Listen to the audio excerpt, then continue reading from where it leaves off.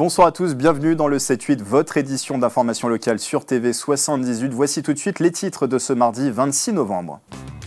50 places supplémentaires dans les crèches de Montigny-le-Bretonneux. Depuis cet été, une 8e structure a ouvert ses portes dans la ville. Les Mini-Montins, c'est son nom, est installé dans le quartier de la Sourderie. L'équipement a été inauguré officiellement il y a quelques jours. Attention, si vous empruntez régulièrement l'A14, une partie de l'autoroute sera fermée cette nuit en raison d'un exercice de simulation d'incendie organisé par la préfecture des Yvelines. Les détails à suivre.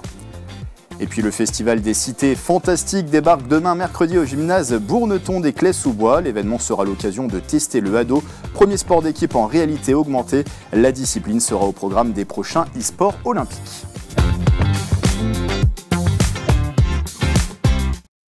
Mais avant de développer ces titres, cette phrase « J'aimerais m'excuser auprès de la famille, j'ai détruit votre vie. Je tenais à m'excuser auprès des professeurs pour mon comportement et mon mensonge qui nous a tous ramenés ici. » Ce sont les mots de l'ancienne collégienne du Bois d'Aulne à Conflans-Sainte-Honorine. C'est elle qui avait menti et accusé à tort Samuel Paty d'avoir montré à ses élèves des caricatures de Mahomet jugées obscènes. Aujourd'hui âgée de 17 ans, elle était entendue ce mardi devant la cour d'assises spéciale de Paris comme témoin dans le procès de l'assassinat du professeur d'histoire-géographie perpétré le 16 octobre 2020.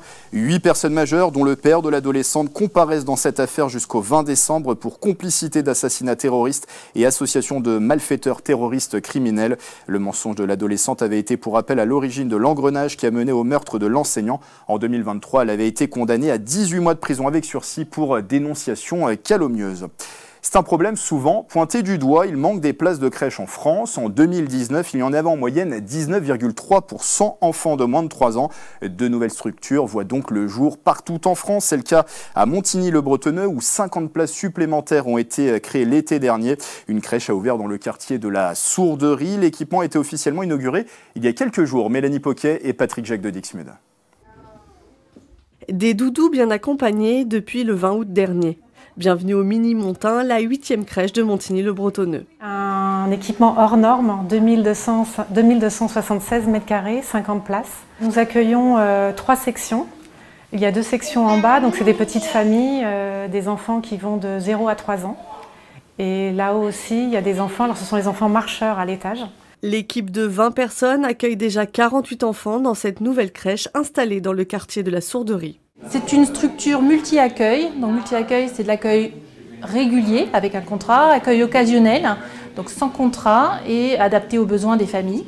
Et on a également de la place d'urgence. Et ça, c'est uniquement dans des cas bien précis qui sont inscrits dans notre règlement de fonctionnement. Chaque année, la ville accueille près de 600 enfants et répond à environ 60% des demandes lors des rentrées de septembre. Montigny-le-Bretonneux a lancé la réhabilitation de la crèche La Comtesse de Ségur.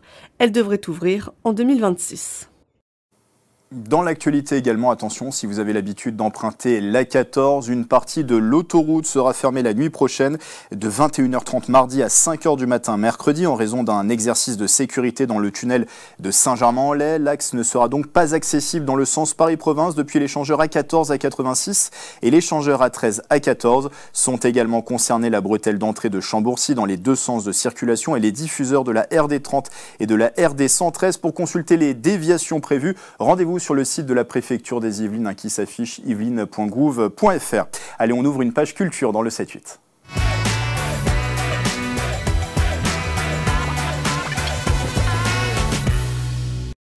Et direction tout d'abord Poissy où la collégiale Notre-Dame va bénéficier d'importants travaux. L'édifice du XIe siècle, rénové au XIXe siècle, subit des infiltrations au niveau de la toiture, du chœur et des collatéraux, ce qui fragilise la structure et les maçonneries. Sandrine Dos Santos, maire de Poissy, a confirmé dans les colonnes de 7-8 Actu le lancement d'une campagne de dons en partenariat avec la Fondation du patrimoine pour financer ces travaux.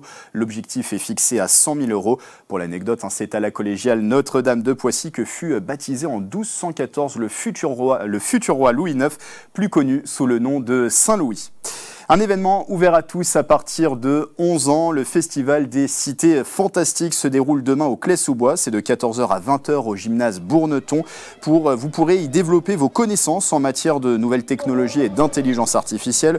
Au programme notamment des sessions de ado, ce que vous voyez à l'image. Premier sport d'équipe en réalité augmentée qui fait partie des disciplines des prochains e-sports olympiques. On va écouter tout de suite Nadir Youlin de l'association ASIA qui co-organise l'événement avec la ville et l'agglomération de Saint-Quentin en Yvelines. L'interview a été enregistrée en avril dernier. On est vraiment sur un e-sport futuriste qui combine la prestation physique. Ça se joue comme un match de squash en équipe. Donc on bouge, on est obligé de faire des mouvements du bras, des esquives, des stratégies d'équipe avec une demande, une ressource d'énergie, même si c'est accessible également aux seniors et aux personnes en situation de handicap. Le Festival des Cités Fantastiques, c'est demain mercredi de 14h à 20h au gymnase Bourneton des Claye-sous-Bois. L'entrée est gratuite. Avant de vous laisser une idée de sortie culturelle, le 3 décembre prochain, la salle Jacques Brel de Montigny-le-Bretonneux accueille le groupe Malton Milk pour un concert, un septet au son du blues. Voici 3 raisons de prendre vos places au micro de Mélanie Poquet. Bonjour, je me présente José Cachin, maire adjoint délégué à la culture à Montigny-le-Bretonneux. Et si je suis devant vous aujourd'hui, c'est pour vous convaincre et vous donner 3 bonnes raisons d'aller voir Malton Milk.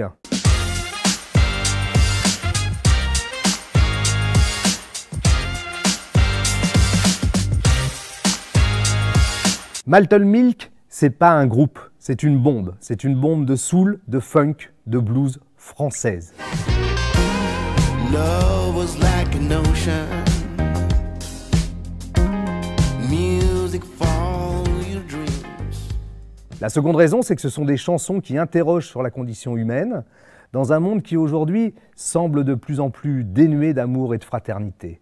Et enfin, une dernière raison, c'est que c'est une musique qui est à la fois typée, cuivrée, amusée, chargée, surtout habilement jouée.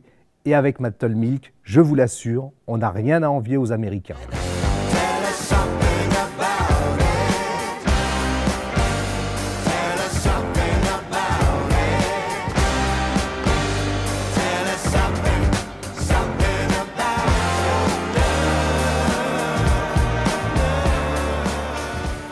Alors si ces 3 raisons vous ont convaincu, je vous invite à nous retrouver le mardi 3 décembre 2024 à 20h30 à la salle Jacques Brel pour ce formidable concert.